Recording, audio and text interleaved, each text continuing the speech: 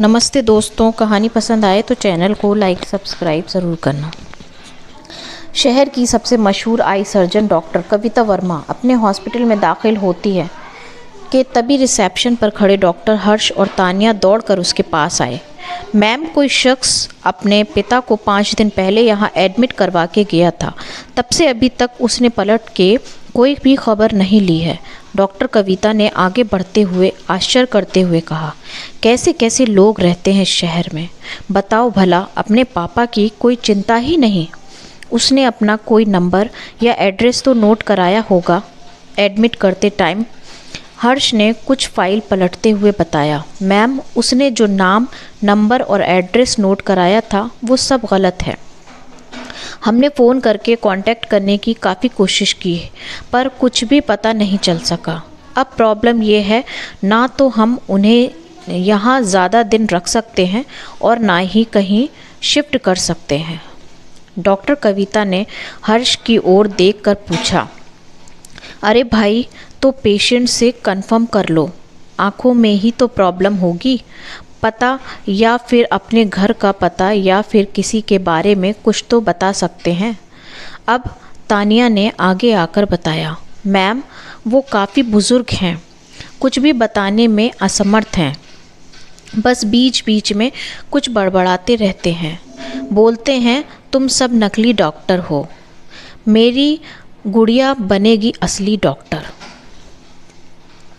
तानिया की बात सुनते ही डॉक्टर कविता को अपने बचपन की घटनाएं याद आने लगीं।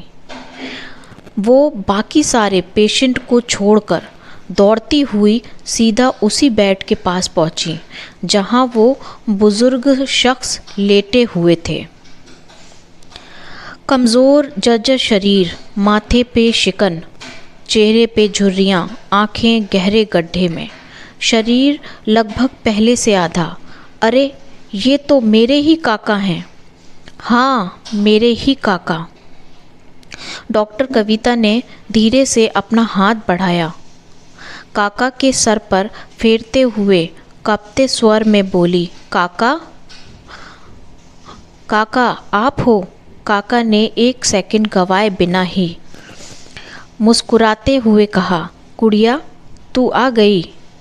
देखा, मैंने कहा था ना, एक दिन तू बड़ी डॉक्टर बनेगी और दुनिया भर के अंधे लोगों की आंखें बनाएगी।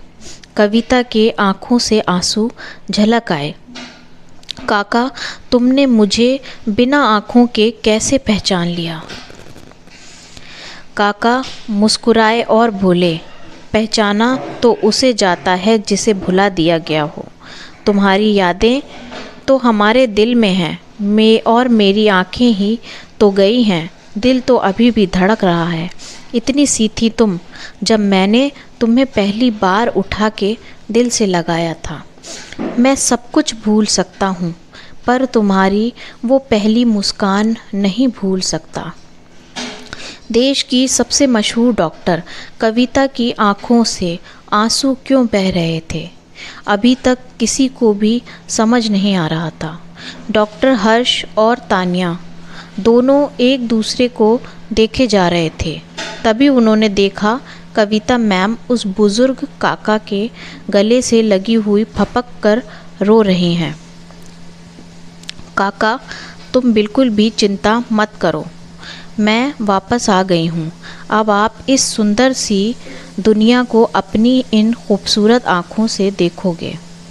काका के जर्जर चेहरे पर अभी एक संतोषजनक मुस्कान देखी जा सकती थी। अब डॉक्टर कविता ने हर्ष और तानिया को ऑपरेशन थिएटर रेडी करने के लिए कहा तो हर्ष ने आश्चर्यचकित होकर पूछा, पर मैम, इनके फैमिली मेंबर की परमिशन के बगैर हम ऑपरेट कैसे कर सकते हैं? ये मेंबर ही नहीं बल्कि मेरी दुनिया है, इसलिए इनकी परमिशन हम देंगे। अब डॉक्टर कविता ने ऑपरेशन करने की तैयारी करने लगी। अगले दिन आँखों का सफल ऑपरेशन करने के बाद जब डॉक्टर कविता थिएटर से बाहर आईं तो तानिया ने पूछा, मैम, हमने पहले भी आपको बहुत से ऑपरेशन करते हुए देखा है, पर आज आपके चेहरे पर जो मुस्कान है वो कभी नहीं देखी। इसके पीछे का राज क्या है मैम? कविता ने तानिया की ओर देखा और आंखों में आंसू लाते हुए कहा, मैं 4 साल की थी तब मुझे अनाथालय लाया गया था। मैं बेहद ही दुबली पतली और आँखों से भी कमज़ोर थी। तब काका ही वो शख्स थे जिन्होंने मेरी उंगली थामकर मेरी परवरिश के साथ साथ मुझे और मेरे जीवन को आँखें दीं। मेरी पढ़ाई में मदद की। मैं पढ़ने में काफ़ी अच्छी थी। मुझे सरकारी स्कूल में दाखिला मिल गया था। आगे की पढ़ाई के लिए कॉलेज और बाद में मेडिकल कॉलेज में पढ़ाई करने के दौरान मैं एक शहर से दूसरे शहर में जाती रही, जिसकी वजह से मेरी धीरे धीरे काका से दूरी बनती चली गई। मैं एक बार छुट्टियों में काका से मिलने आई तो पता चला काका का बेटा इन्हें लेकर हमेशा के लिए गांव में चला गया और मेरे पास गांव का कोई एड्रेस नहीं था। मुझे ऐसा लगा काका मेरी ज़िंदगी से दूर चले गए। अब मैं कभी काका के एहसानों का बदला नहीं चुका पाऊंगी। काका के गले लग के कभी अपनी खुशी नहीं बांट पाऊंगी। किस्मत का खेल देखो तानिया, आज फिर से काका मेरी ज़िंदगी में वापस आ गए हैं। अब मैं इन्हें कभी भी अपने से दूर नहीं जाने दूंगी। मेरे मम्मी पापा कौन हैं और इस वक्त कहाँ और किस हालत में हैं ये तो मैं नहीं जानती, पर काका ही इस वक्त मेरे लिए सब कुछ है। डॉक्टर कविता की आप बीती सुन के तानिया के आंखों में भी आंसू थे। धन्य हो मैम आप, बड़ी डॉक्टर, इतनी बड़ी डॉक्टर बनाने के बाद भी आप अपना फ़र्ज़ ऐसा करना नहीं भूलें। वास्तव में अभी भी इंसानियत इस दुनिया में ज़िंदा है।